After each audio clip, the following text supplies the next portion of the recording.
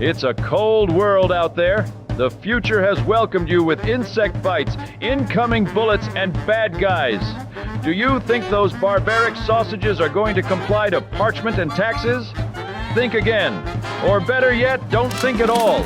Here at FatBox Industries, we believe that every freedom fighter should rely purely on instinct. Expect nothing but a rush when you use any of our firearms. Nature says it's kill or be killed, and we say pull that trigger, son.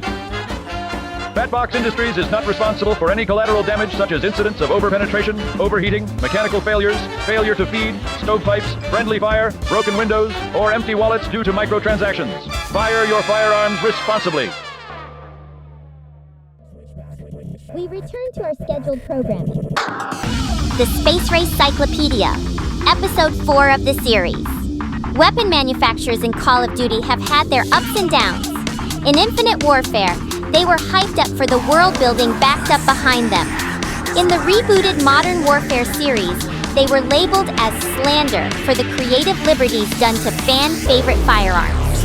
In Black Ops 4's case, they have their own manufacturers as well. Some even cross over to their next game, Black Ops Cold War. But not a lot is spoken about any of them. Their branding and involvement is only sprinkled onto select firearms. This leaves a sort of, if you saw them, great! If not, oh well, kind of vibe. But I will give my own cadence to these manufacturers and the artists behind these guns, for the level of detail behind them is astonishing to say the least. And out of all the manufacturers to pick first, FatBox leaves few breadcrumbs to follow. Represented with only 2 firearms in the BO4 universe, it is a paltry sum compared to IW's manufacturers and their vast arsenals, but we're gonna run with it anyway. After all, these 2 firearms were the pilots behind my COD weapon implementation craze. The Cap 45 PDW and the Echo Hawk dual bore. We'll have plenty of time to talk about my early days of weapon mod making with both of these firearms.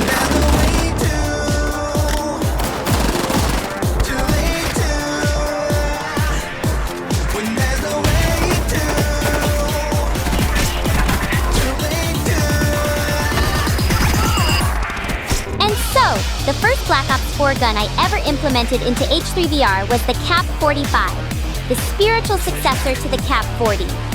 Similar to the ICR rifles, these 2 pistols are drastically different from one another, despite belonging in the same family. In the Cap 45's case, it drops the use of a pistol slide in favor of a charging handle identical to that of a Cris Vector. It would be the first DLC weapon to drop for BO4. The unlocking method was playing the game during the Barbarian special event, a small battle pass just before Season 1 kicked off. Personally, I was fortunate enough to unlock it during that event, because to unlock it now, it's like finding a speck of gold on the beach, the reserve system still being a major thorn in the side for those playing the game years after its prime. It was the first Call of Duty gun that I viewed in Substance Painter, a frustrating yet fun experience that took a few hours to figure out. With some converted textures and the model split, I sent it out to the homebrew, hoping someone would look into it. But with no takers, I eventually took my chances and decided to implement it myself. Whatever feelings of self-doubt I had in making this gun soon turned into euphoria, as when the time came, I had myself a beautiful little PDW that I enjoyed using tremendously so. The collaboration of the look, the sounds, and the Vector Mag compatibility came together to provide a satisfying payoff. And it left me wanting more. After a few IW guns, I pushed my luck and started working on the Echo Hawk dual bore. Now called the Double Cross, this FatBox-credited dual-barrel battle rifle was classed as an assault rifle in-game. With it came a niche mechanic as it fired one barrel before the other, loaded with a high-capacity magazine paired with an otherwise milquetoast rate of fire. This gun was, not surprisingly, overshadowed by the cooler, nostalgic, oh-so-meta VMP that dominates lobbies to this day. Despite all that, the first day of the last event for BO4, I spent my freebie weapon unlock on the lesser-desired LMG. Its weapon design was too cool to pass up on. And that same interest applies to H3VR. My desire to introduce the gun to this game started with City Robo's additional muzzle script. The idea cropped up on the spot, and I raced to make it happen. That being said, the results of this gun in H3, it's one of the more audacious amongst my repertoire, breaking a lot of rules and ignoring a few key details that the dual-bore rifle had in the source material. Now that it's here, lo and behold, it can really do some damage.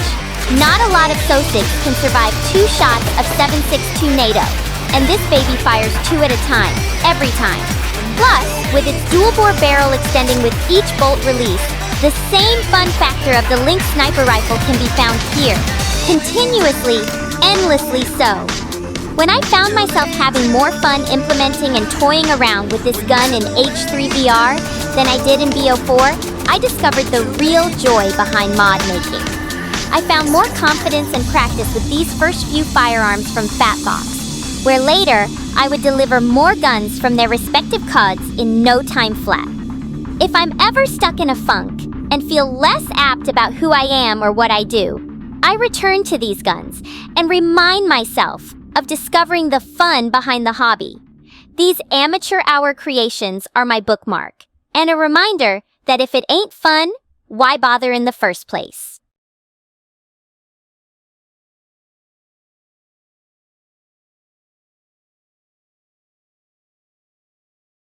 Everyone thinks they're the pro tag of their own story. That just makes the sudden shock all the more worth it. Do you really think your stories ended in glory? No. We're just flipping to the next page. So you better prepare yourselves.